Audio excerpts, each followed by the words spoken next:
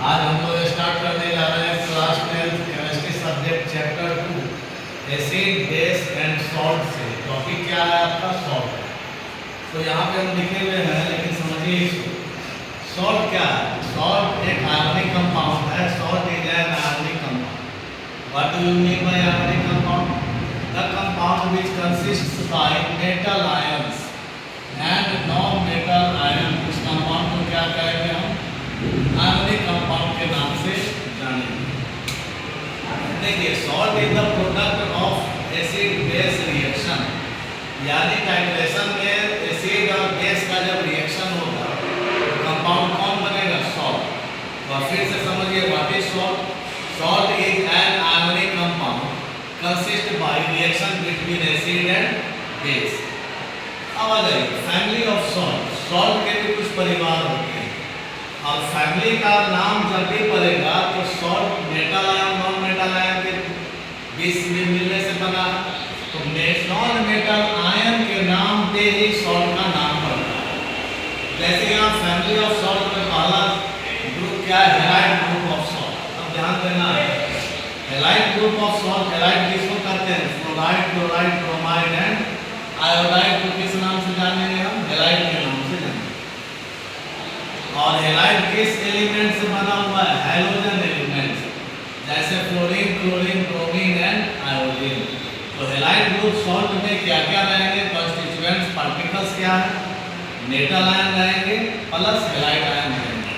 और इसका group name क्या हो जाएगा? Metal halide. Just example, NaCl sodium chloride, MgBr2 magnesium bromide, AlF3 aluminium fluoride, ZnI2 zinc iodide, NH4Cl ammonium chloride.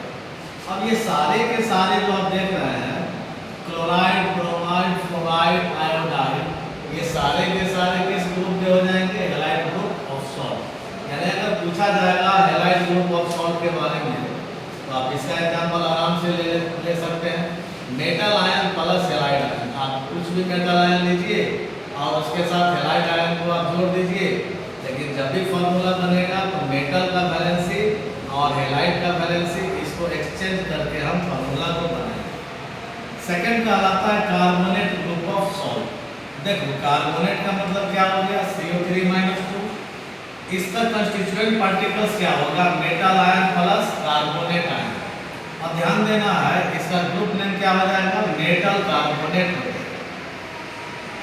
जैसे देखो, sodium carbonate, zinc carbonate, ammonium carbonate, magnesium carbonate, MgCO3, ये सारे के सारे अल्युमिनियम कार्बोनेट, Al2CO3 का whole twice, Al2CO3 का whole twice. अब ये सारे के सारे जो फार्मूला आ गया किस ग्रुप से रिलेटेड है? तो ये जो रिलेटेड है कार्बोनेट ग्रुप ऑफ सॉल्ट। ध्यान पे देना है, कार्बोनेट ग्रुप ऑफ सॉल्ट में मेटल आयन रहेंगे प्लस कौन से आयन रहेंगे? Carbonate ion. और इसका ग्रुप नेम क्या हो जाएगा? Metal carbonate. अब आ जाते हैं सल्फेट ग्रुप ऑफ सॉल्ट।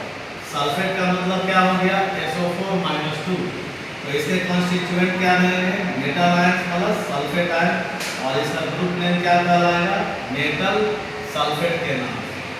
जैसे आप देख, K2SO4 पोटेशियम सल्फेट, Al2SO4 का oxide ammonium sulphate, NgSO4 magnesium sulphate. और इसी ग्रुप में बहुत इंपॉर्टेंट फर्टिलाइजर होते हैं अमोनियम सल्फेट। कैसे फार्मूला बनेगा? NH4 का वैलेंसी 1 और सल्फेट का वैलेंसी 2। वैलेंसी एक्सचेंज कर देंगे तो NH4 का whole twice SO4 ammonium sulphate. अब यहाँ देखो, चौथा ग्रुप क्या पढ़ रहे हैं हम लोग? Bicarbonate group of salt. Bicarbonate का मतलब क्या हो गया? SCO3-। इसमें क्या क्या कॉन्स्टिट्यूएंट्स रहेंगे? Metal ion plus bicarbonate ion. Group name क्या हो जाएगा इसका? Metal bicarbonate. जैसे magnesium bicarbonate, ammonium bicarbonate, calcium bicarbonate, sodium bicarbonate. ये सारे के सारे किस ग्रुप का फॉर्मूला हो जाएगा? कंपाउंड हो जाएगा कार्बोनेट बाइकार्बोनेट ग्रुप। नेक्स्ट देखिए bisulphate group of salt. Bisulphate का क्या फॉर्मूला होता है? HSO4 minus, this is bisulphate. तो यहाँ पे ध्यान देंगे इनका कंस्टिट्यूएंट क्या होगा? Metal ion plus bisulphate ion. अब देखो इसका ग्रुप नेम क्या हो जाएगा? Metal bisulphate. यानी मेटल का वैलेंसी बाइसल्फेट का वैलेंसी एक्सचेंज कर देना है, फॉर्मूला आपका तैयार हो जाएगा। जैसे ये क्या है? Sodium bisulphate, calcium bisulphate, magnesium bisulphate. तो मैग्नीशियम का वैलेंसी +2, बाइसल्फेट का मतलब SCO3 माइनस, वैलेंसी एक्सचेंज करेंगे तो मैग्नीशियम 1, बाइसल्फेट कितने हो जाएंगे? ट्वाइस। तो क्या लिखे formula? Magnesium bisulphate HSO4, bisulphate HSO4, magnesium bisulphate. तो आप आराम से बना सकते हैं। फॉस्फेट ग्रुप ऑफ सॉल्ट, इसमें क्या रहेंगे? मेटल आयन रहेंगे प्लस फॉस्फेट आयन रहेंगे। फॉस्फेट आयन का मतलब क्या हो गया? PO4 -3। जैसे मेटल फॉस्फेट इसका ग्रुप नेम हो जाएगा। यहाँ क्या दिया हुआ है? Magnesium phosphate. कैसे बना फॉर्मूला मैग्नीशियम फॉस्फेट का? ध्यान दो, मैग्नीशियम का वैलेंसी कितना हो गया? 3, फॉस्फेट का वैलेंसी, मैग्नीशियम का वैलेंसी 2, फॉस्फेट का वैलेंसी 3। वैलेंसी एक्सचेंज करेंगे तो मैग्नीशियम 3 और फॉस्फेट कितने हो जाएंगे? 2। तो क्या फॉर्मूला होगा मैग्नीशियम फॉस्फेट का? Mg3PO4 का होल ट्वाइस।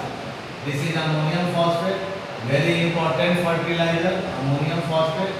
अमोनियम का वैलेंसी 1, फॉस्फेट का वैलेंसी 3, वैलेंसी एक्सचेंज करेंगे तो NH4 का होल ट्वाइस PO4। अब आपको अपने से खुद से बनाना होगा फॉर्मूला। हम होमवर्क में देंगे आपको बनाने के लिए बहुत सारा फॉर्मूला। नेक्स्ट आते हैं nitrate group of salt. Nitrate का मतलब क्या हो गया? NO3 माइनस, ये नाइट्रेट आयन हो गया। इसका कंस्टिट्यूएंट क्या होगा?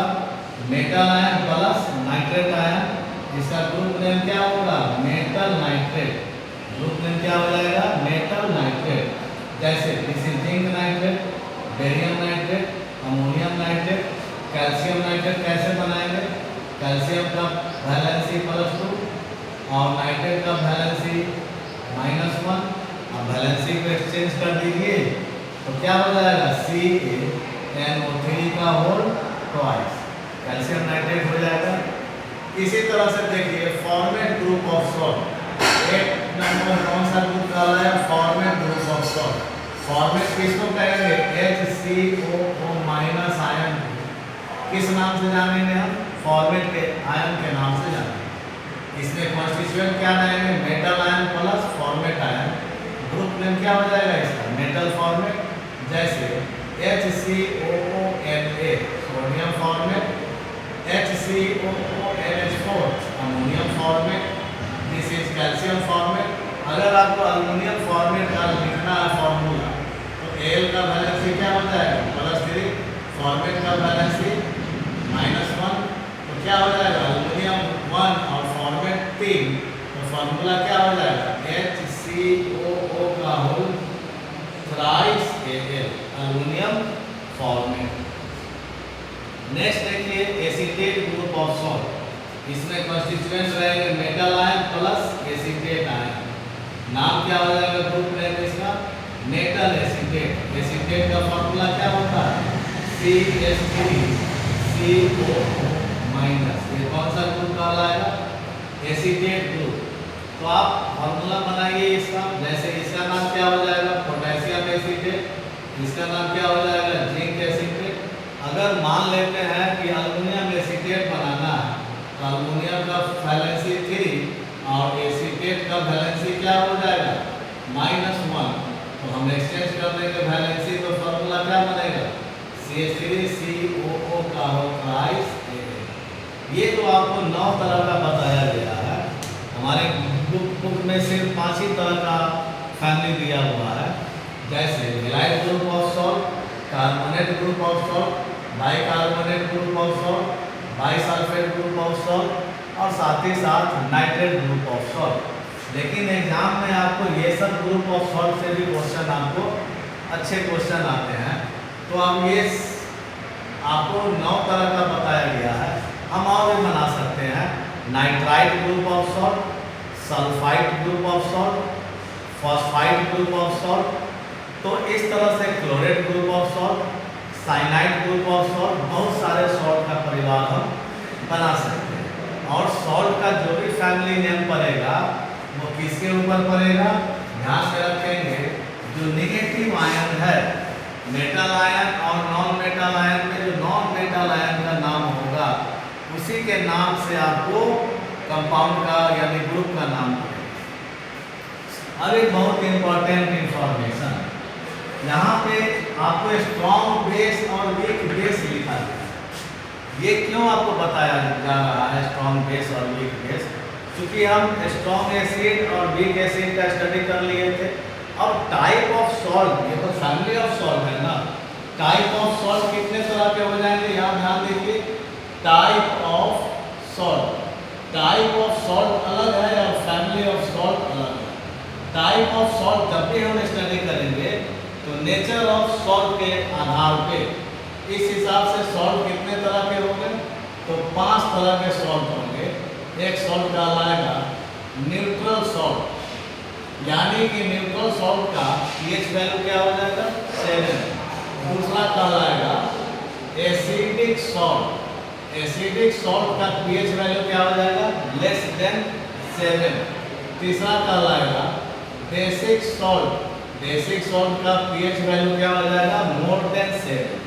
ये इंपॉर्टेंट 3 तरह के salt, neutral salt, acidic salt, basic salt. लेकिन 2 अलग तरह के और सॉल्ट होते हैं जिसको हम कहते हैं डबल सॉल्ट के नाम से जानेंगे, और नेक्स्ट हम जानेंगे कॉम्प्लेक्स सॉल्ट के नाम से। कॉम्प्लेक्स सॉल्ट, यहाँ बहुत इंपॉर्टेंट पॉइंट ध्यान देने वाली है कि जब हम न्यूट्रल सॉल्ट का स्टडी करेंगे, एसिडिक सॉल्ट का स्टडी करेंगे, बेसिक सॉल्ट का, तो this is the nature of salt. और हमेशा ध्यान में रखिएगा, जब नेचर ऑफ सॉल्ट को आइडेंटिफाई करना होगा तो आपको strong acid, strong base, weak acid और वीक बेस की जानकारी अवश्य लेना पड़ेगा। जैसे एक क्वेश्चन आया Al2CO3 का हो थ्राइस। अब ये क्या है भाई, ये सॉल्ट है, लेकिन पूछेगा आपसे कि ये सॉल्ट किस तरह का सॉल्ट है, न्यूट्रल सॉल्ट है, एसिडिक सॉल्ट है, बेसिक सॉल्ट है, डबल सॉल्ट है या कॉम्प्लेक्स सॉल्ट है। तो ना ये डबल सॉल्ट है ना ये कॉम्प्लेक्स सॉल्ट है, ये तीनों में से एक ही होंगे। डबल सॉल्ट में कहने का मतलब 2 सॉल्ट कॉम्बिनेशन में रहेंगे, और कॉम्प्लेक्स सॉल्ट का मतलब हो गया बीच में मेटल आयन रहेंगे और उसके सराउंडिंग एरिया में, उसके इंटाइटी में निगेटिव आयन रहेंगे। तो इस दोनों का तो बाद में स्टडी करेंगे हम, लेकिन यहाँ पर एक क्वेश्चन आया कि अल्युमिनियम कार्बोनेट किस तरह का सॉल्ट है। ध्यान देना, अल्युमिनियम बेस और कार्बोनेट एसिड, अल्युमिनियम कार्बोनेट के 2 विंग हो गए। चूंकि ये क्या है, तो ये सॉल्ट है। अल्युमिनियम कार्बोनेट क्या है भाई, सॉल्ट है। तो सॉल्ट जब भी बनेंगे तो एसिड और बेस के रिएक्शन से बनेंगे। यहाँ पर ध्यान देने वाली बात है, अल्युमिनियम किस बेस का विंग है, तो अल्युमिनियम AlOH3 बेस हो गया। कार्बोनेट किस एसिड का विंग है, तो H2CO3 का ये विंग है। तो H2CO3 कैसा एसिड, वीक एसिड। अब AlOH का होता है कैसा बेस, वीक बेस। जब वीक एसिड और वीक बेस मिलेंगे तो सॉल्ट कैसा कहलाएगा, न्यूट्रल सॉल्ट। क्योंकि दोनों का नेचर वीक है तो सॉल्ट का जो जेनेटिक कंस्टिट्यूशन हुआ वीक बेस और वीक एसिड से, तो सॉल्ट कैसा होगा, न्यूट्रल सॉल्ट। अब आ जाइए, हम लोग स्ट्रॉन्ग एसिड और स्ट्रॉन्ग बेस, स्ट्रॉन्ग एसिड और वीक एसिड का स्टडी कर चुके थे। जब तक हम स्ट्रॉन्ग बेस और वीक बेस का स्टडी नहीं करेंगे तब तक हम लोग टाइप ऑफ सॉल्ट को भी नहीं समझ पाएंगे। तो यहाँ ध्यान दीजिए, स्ट्रॉन्ग बेस किसको कहेंगे, वह बेस जो कंप्लीटली आयोनाइज हो जाते हैं OH माइनस आयंस में in water. The base which completely ionise OH minus ion in water, उस बेस को क्या कहेंगे हम? Strong base.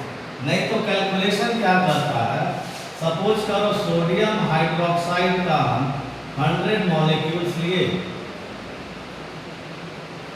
और इसको हमने क्या किया, वाटर में डिजोल्व किया। कितने मॉलिक्यूल हैं? 100 मॉलिक्यूल। तो कितने OH माइनस आयन देंगे? 100 OH माइनस आयंस देंगे वो। तो इस तरह के बेस को क्या कहेंगे हम? Strong base. यानी वह बेस जो पूरी तरह OH माइनस आयन में आयोनाइज होता है, उस बेस को हम क्या करेंगे? क्या नाम देंगे? Strong base. अब देखो, फर्स्ट एक ग्रुप अल्कली मेटल के नाम से जाना जाता है। अल्कली का मतलब क्या होता है? बेस परफॉर्मर मेटल जो होते हैं अल्कली मेटल के नाम से जाने जाते हैं। अगर आप हाइड्रोजन को लीजिएगा तो फर्स्ट एक ग्रुप में टोटल 7 एलिमेंट्स आते हैं। तो हाइड्रोजन नॉन मेटल है, उसको आप रिमूव कर दीजिए। First element lithium, sodium, potassium, rubidium, caesium और फ्रांसियम। यहाँ ध्यान दीजिएगा, फर्स्ट ए ग्रुप में जितने भी मेटल्स हैं मोस्ट रिएक्टिव नेचर के हो जाते हैं, इसलिए फर्स्ट ए ग्रुप का जो भी मेटल का बेस होगा, जैसे lithium hydroxide, sodium hydroxide, potassium hydroxide, rubidium hydroxide, caesium hydroxide और फ्रांसियम हाइड्रोक्साइड, ये किस तरह का बेस कहलाएगा? Strong base. एकदम मेमोरी में डाल लेना है। लेकिन हमारे बुक में इतने बेस की चर्चा नहीं की गई है, सिर्फ लिथियम हाइड्रोक्साइड, सोडियम हाइड्रोक्साइड और पोटेशियम हाइड्रोक्साइड की चर्चा की गई है। लेकिन आप जान जाइए रुबीडियम हाइड्रोक्साइड, सीजियम हाइड्रोक्साइड और फ्रांसियम हाइड्रोक्साइड ये भी आपको स्ट्रॉन्ग बेस ग्रुप में है। अब आ जाते हैं वीक बेस किसको कहें?